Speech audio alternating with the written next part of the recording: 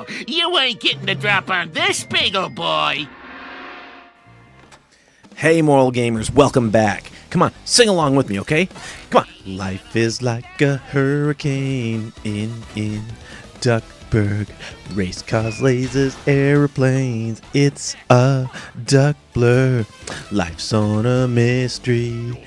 Oh, rewrite history. Ducktales. Woo! That's right, Ducktales for Xbox 360, PlayStation 3. It's on Steam, Wii U. It's probably got a few other places I'm not aware of offhand. So how's this remake of an older title going to stack up? We'll find out. First thing, you got to remember two things here. First off, how many of you had an original NES? And how many of you out there remember watching Ducktales on TV? Yeah, Ducktales was a pretty epic series. It was one of those ones that actually solidified Disney as being able to make competent and cool TV shows. More so than just their standard movies, which are loosely based on fairy tales. Yeah.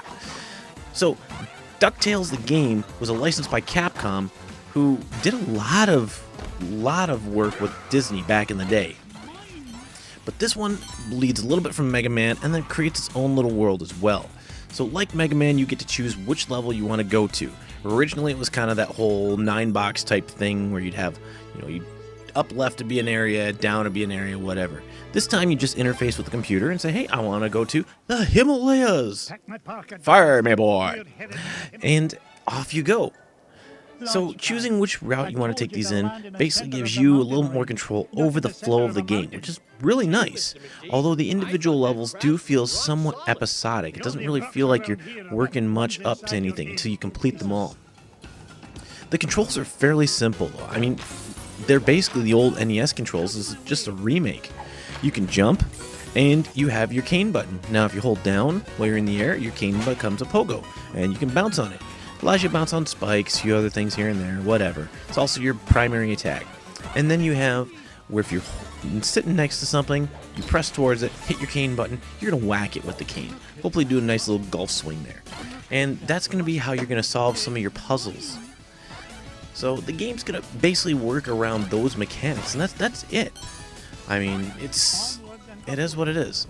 Now, the thing I like about the game that they did is they got as close as they could to the original cast. I mean, the voices sound just like I remember them back in the 80s. Scrooge McDuck, great. Huey, Dewey, Louie, I mean, unforgettable. Even Webigail, wow. I haven't heard that name in a long time, and I didn't even remember her. But yeah, even she's back. And Gizmodoc, who blather and blatherskite, he's one of those better ones. Yeah, so it's awesome. The only downside, though, is that with Mrs. Beasley? I keep forgetting her name. Mrs. McBeasley, who throws you food every now and again. And then, of course, Launchpad McQuack. Those two characters sound a little bit off. They tried. A for effort. But, yeah, there's something about them. Maybe it's the timing. I don't know what, but I can't place it. They sound off compared to the way they did it, as I remember as a kid. But other than that, though, the cast sounds just like the original series. It's amazing. So, from a gamer standpoint, is this really worth the $15 they're asking? And it's a hard one to say because this is a remake of an older game. And it's an older game without much replay value. Now, they do give you a gallery where as you keep going through levels, collecting gems and whatnot, you can unlock stuff. Cool, but I'm not much of a collector. And apart from that, the story's got a one-time playthrough, so you're gonna beat the bosses and that's it. So what do you do at that point? Well, if you're okay with a game that's got a one-time playthrough, then hey, DuckTales is actually a phenomenal once-through adventure. It's a lot of fun. It's short, so you can pick it up, maybe run some speed runs or something like that. Play through it again and again and again when you're bored. But otherwise, like I said, it's pretty short. It's a once-through adventure. There's not a whole lot of content here that would really keep me coming back. Morally speaking, though, I mean, this game, it's Disney. Come on, guys, it's Disney. Everything's just childish. But to be fair, I mean, even Disney does have their dark side. So you got magic and a spell, the witch.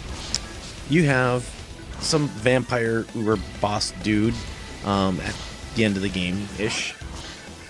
So you got those things. You have aliens. it's pretty much comic violence, and then you have those themes. Some ghosts and stuff like that. And the Beagle Boys, who are doing hard time because they're career criminals.